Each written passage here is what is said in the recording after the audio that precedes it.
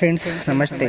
आज हम सफल जीवन की दिशाधारा अंतर्गत साधन संपदा का सदुपयोग किस प्रकार से करना चाहिए, यह पाठ हम पढ़ने जा रहे हैं। धन सार्थक बनता है नेकी से कमाने और भलाई में खर्च करने से, घातक बनता है दुरुपयोग से। धन कमाने का मुख्य उद्देश्य जीवन यापन के लिए दैनिक एवं मूल आवश्यकताओं को पूरा करना ही है। इतना तो मानना ही पड़ेगा कि पैसों की आवश्यकता हर एक को है। भोजन, वस्त्र एवं मकान के लिए धन की जरूरत पड़ती है।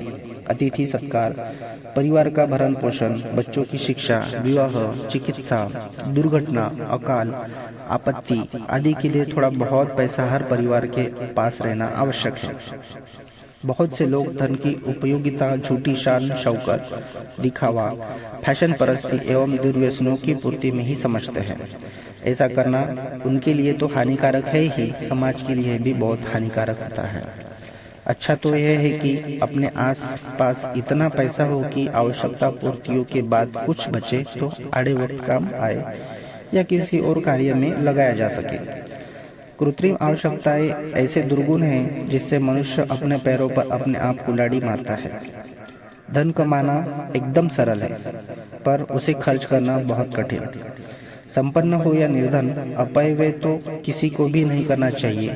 धन को विवेकपूर्ण कमाना चाहिए और विचार पूर्वक खर्च करना चाहिए।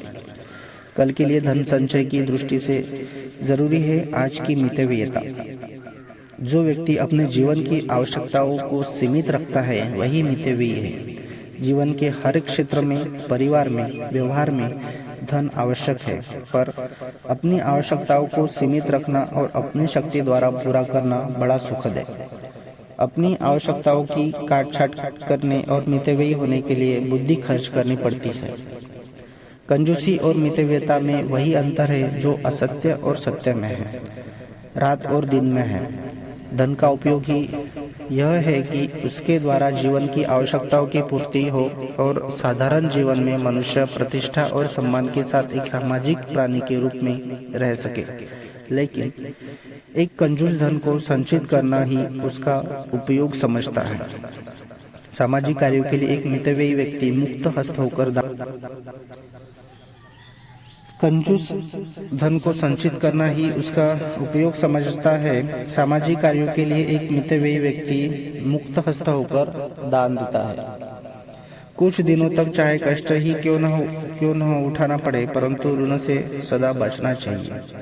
एक लोकोक्ति है कि ऋण का भार लेकर प्राप्त काल उठने से अच्छा है रात में बिना भोजन के ही व्यक्ति सो जाए। ऋण जीवन का महान गुण है। यह सुख, शांति और शक्ति का सर्वनाश करता है। तुम्हारा इसी में कल्याण है कि तुम मितव्ययी बनो। अपनी आय की सीमा के बाहर खर्च न करो। आज एक एक पैसे की बचत कल का अनंत सुख साबित हो सकती है। अपने घर, परिवार और अपने आश्रितों की सुरक्षा के लिए धन संग्रह करने का निषेध किसी ने भी नहीं किया हो, लेकिन प्रत्येक वस्तु खरीदने, प्रत्येक नई आवश्यकता को बढ़ाने के पूर्व अपने से ये प्रश्न करो कि क्या उस आवश्यकता अथवा वस्तु के बिना आपका कार्य नहीं चल सकता? क्या उसके लिए व्यय करना आपके लिए अनिवार्य है? पाश्चात्य देशों की नकल करने वाले और अपने देश की आवश्यकताओं को न समझने वाले व्यक्ति भी देशद्रोही भी है। यदि आप अपने देश की स्वतंत्रता की रक्षा करना चाहते हैं तो आपको साधारण मनुष्य के जीवन स्तर को ऊंचा उठाना होगा। आप स्वयं मितव्ययी बने और अपने आसपास दीनहीन दुखियों को आगे बढ़ने में, उन्नति करने में सहायक बने। आपकी सहायता से ही किसी साधनहीन प्रभावशाली, प्रतिभाशाली जिंदगी बदल जाए तो वह आत्मसंतोष, बड़े से बड़े सम्मान, अभिनंदन से कहीं अधिक सुखदायी होगा। अपव्यय, ऋण, व्यर्थ की तड़क भड़क और व्यर्थ में व्यय करने वाले परंपराओं से बचें। यदि आप अपने घर में इतना संयम कर सके तो वास्तव में अपने देश को आप महात्मा गांधी और टॉलस्टॉय का देश बना सकने में समर्थ होंगे। आपके हाथ में ही देश का स्वर्ग और नरक बनना है। अपने मन पर संयम रखें, अपनी आवश्यकताओं का दमन करो, बस इतना ही पर्याप्त है। Thank you.